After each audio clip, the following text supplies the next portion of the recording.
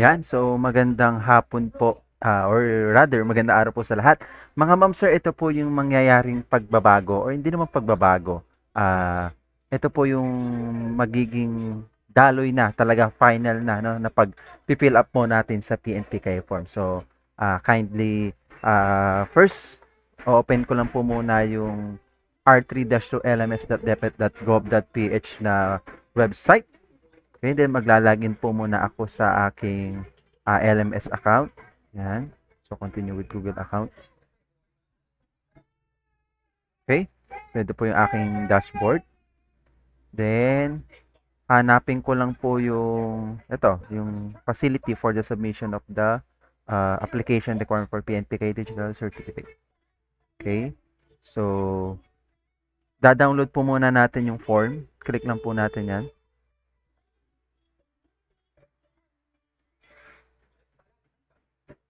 Yan. So, once na-download yung form, ay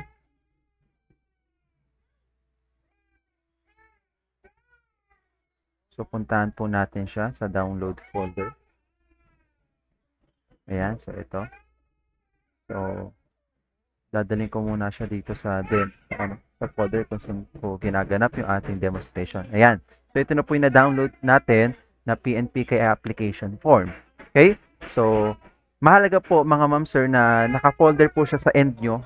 As much as possible, use laptop mga ma'am sir. Kasi kailangan po natin ng application na naka-install yung Adobe Acrobat para ma-edit po natin yon. Okay? Tapos, yung mga kailanganin natin, syempre yung passport size na picture natin and then yung image copy ng ating pirma. Okay? So, open ko muna itong PNPKI application.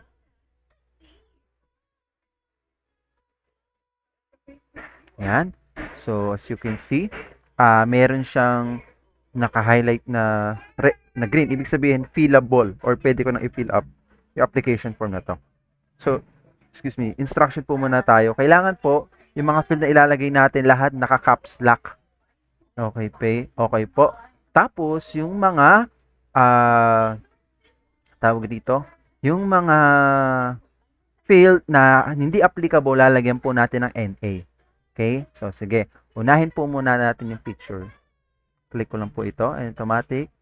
Lilitaw na tong select icon dialog box. Browse lang po tayo. So, kapag lumitaw po ito, check nyo po ito. Click nyo lang po yan. And then, hanapin natin kung anong format yung ilalagay nating picture. In my case, naka-PNG siya. Ayun. Yan, si Alden Richard. Okay, so, select ko lang po siya. Then, open. Then, okay. Okay, additional info. Pagdating po sa picture, mga ma'am sir, hindi po siya pwedeng, kailangan po, kung may nakalagay pong name tag, i-crack-wrap po natin iyon. As you can see rito, wala po siyang name tag. Ito po kasi yung another na instruction. No, na pag maglalagay ng picture, wala pong name tag. Okay? Tapos ito, pre-define na po yan. Naka-pre-filled na po yan. Basta yung ginamit nating PNPKI form ay manggagaling po dun sa LMS, ha? Okay po. Tapos sa last name. So, simulan na po natin. So, lagay ko rito. Oops, caps lock po dapat Richard. Alden. Cruz. Tapos, sa extension name, kung hindi applicable, NA. Gender, male, nationality, Filipino. Next, sa birthday po, let us say 23/09/1993. Sa TIN number, kung ano po yung TIN number ninyo, makilagay nyo lang po dyan. Pwede pong dire-diretso or pwede nyo may dash din po. It's up to you po, no? Yan. SSS, kung hindi po applicable, NA lang po. GSIS, yan. Lagay lang din po yung number natin dyan. PhilHealth, ganun din po. Lagay nyo lang din po yung PhilHealth number. Pag-ibig, ganun din po. Number din. Then sa CRN, so manggagan po ito, alam ko sa GSIS, no? So, lagay lang din po natin yung number dyan. Yan. Okay? So, lahat na po i-fill up natin, no, mga ma'am sir. Kung hindi applicable, NA lang po ang lalagay natin. Pagdating po sa 4O or organization, ang ilalagay po natin dyan, Department of Education. Sa 4P or your organizational unit, ang pangalan po ng ating school, Rani National High oops, sorry, high school dash main. Tapos, ito po, kung tayo po ay nasa junior high school department, ilalagay po natin JHS. Kung tayo po ay nasa senior department, SHS. Okay? Tapos po, marital status na natin, ilagay po natin dyan. Single, then working. Spouse, kung di applicable, NA lang po. Yan. So you can see, lahat na po isasagutan na natin. Lalagyan na natin ng sagot, yung bawat field. Kung di applicable, NA lang po. Okay po. Luz, Teres, name, extension not applicable, birthday, let's say 09/9/1973, then living or deceased, living, father's name, Richards, Gordon, extension not applicable, birthday 09 and sorry 1972. Lagi po mauna yung date mga ma'am sir. Okay, so living. Okay, sunod po contact details naman po, yung residential address 1, 2, 3 kung may house number or kung anong unit po kayo or anong room number, no? Then barangay, Tugatog, province, Bataan, sa street, Sitio, Kawayan, no? Municipality, Orani, province, Bataan, zip code 2112, landline, not applicable, mobile number 0909-123-4567, email address, ito po, kailangan naka-black letter lang din po ito. Sa 5I, ang email address na ilalagay po natin yung sa DepEd, aldenrichards@deped.gov.ph, bongga. Katrabaho natin sa departamento si Alden. Okay, tapos dito naman po yung ating personal na email, yung mga at Gmail, iCloud, or at Yahoo, no? gmail.com. Okay? So, basta hindi po applicable, NA po. Basta kailangan lahat i-fill up natin yung field.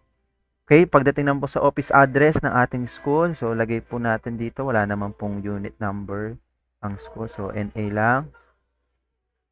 Building, NA lang po. Street, lagay po na Sitio, Kawayan. Barangay, Tugatog. Municipality, Orani. Province, Bataan. Zip code 2112. Landline, not applicable po. Email address, ito po ang email address ng ating school, 300715 at deped.gov.ph. Working po yan. Nakuha ko na po ang credentials sa ma'am Emeline Awa. Okay. So, sa declaration, sa number 6, so page 2 na po tayo. Again, balikan ko lang po muna pala yung page 1. Ayan. So, kompleto naman po tayo. Ayan. So, page 2 na po tayo. Yung date to date. Tapos, in words po na. September 17, 2021. Place po natin, Orani, Bataan. Okay. Tapos, yung full name natin dito, Alden Richard. Yan. Tapos, click lang po natin to para i-affix ang ating signature. So, baguhin ko lang po rito yung format. Naka-PNG format po kasi yung aking signature. Ayan. And then, okay. Then, automatic na po nandiyan. Kaya yun lang po siyang maliit. Pagka dumating naman po ito or nakuha na download ng DICT, ito makukuha naman po nila yung kabuuan ng inyong signature. Okay. So, tapos na tayo sa 2. So, dito, ayaan nyo lang po muna. Wag nyo naman po munang, ayan. I-check.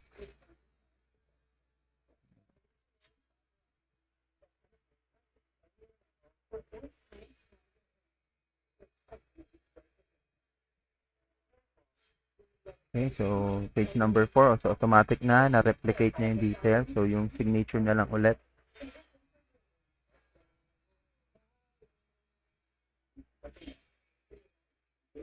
Yan. So, Control S ko lang para ma-save. Yan. Close ko lang po siya. So, tapos double check ko lang po ulit kung na-save nga ba. So, same ano pa rin po siya, no? Same tawag dito. Ayan.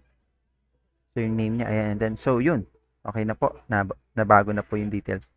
Now, ang gagawin po natin dyan, i-close po muna natin. Ang gagawin po natin, babaguhin na po natin yung name ng ating file. Okay po. So, this time, ang gagawin natin, click lang po natin ito. Siguraduhin naka-close na po siya mula din sa Adobe Acrobat Reader natin, no? Click lang po natin yan. Caps lock po ulit. Itatype natin yung last name natin, no? Richards. Alden. Then, yung name natin, last name, followed by first name, underscore. Yung employee number natin, 1, 2, 3, 4, 5, 6, 7. Then, underscore. Yung pangalan po ng school, Rani National High School dash main. Yan po. Wala na po tayo, hindi na po natin lalagay kung junior tayo or senior high school. As is lang po yan. Okay? Then, enter lang po natin. Yan. So, na-rename na po natin siya. Then, i-ano lang din natin. Yan. Yan. So, double check natin. So, yun, nabago na po yung ating file name. Yan. Yung close lang po. Tapos, balik po tayo dun sa LMS. So, this time, what you are going to do ay upload na po natin. I-fill upan po muna natin yung PNPKI questionnaire. Yan. Okay? So, dito kung ano po yung mga details na inilagay natin kanina roon sa ating PNPKI form, i-update na po natin. Re-attempt quiz lang po. Okay po. So, ganun lang po. Right? Yan. Tapos dito, dyan, lalagyan pa rin natin kung SHS tayo or junior high school. Okay? Ito, details ko po ito. So, dito kahit hindi naman naka-caps lock yung email address natin, okay lang po. Finish attempt lang po. Okay, once okay na po yan, i-review ko na lang po. No? Then, upload nyo na po yung PNPKI nyo rito. Yan. So, kung nakapag-submit na before, okay lang po. Ang gawin nyo lang po ay edit submission. Then, edit submission. Yan, dito. Tawag dito. Kasi nakaibang ano na ako eh. Naka-admin role, naka-teacher role na po kasi ko rito. I-ano nyo lang po. Select yan, sorry. Ayun. Select lang po natin existing file natin dyan. Tapos, tawag rito.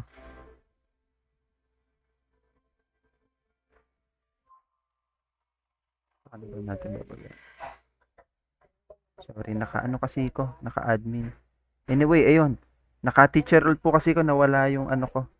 Yung parang typical na ano. Na tawag rito. Yung typical na account, yung pang student account. So, basta dyan, i-edit nyo lang po, no? Yung sasubmit nyong PNPKI rito, yung bago, na-edit na po natin. Then, save changes lang po. Then, after that, i-review ko na po yan. Inform nyo na lang po ako dun sa GC natin. And then, you can download na po yung ating, makikita nyo na po dyan na pwede nyo na pong ma-download yung certificate. Yan, pag tinanin nyo po yan, na po, mada-download na po yung, yung certificate ninyo. Okay, at ang itsura po ng certificate natin ay ito. Okay, let me know lang po pag natapos nyo na po para ma-approve ko po, ma-checkan ko po yung gawa ninyo. Then, ito na po yung lilitaw na ninyo, certificate of completion. No? I do hope na nasundan nyo pong mabuti yung video natin. And kung may katanungan lang po, huwag pong mahiya mag-PM po doon sa GC natin or you can send private message po sa akin. Muli, maligayang araw po sa inyo at lagi po kayo mag-ingat.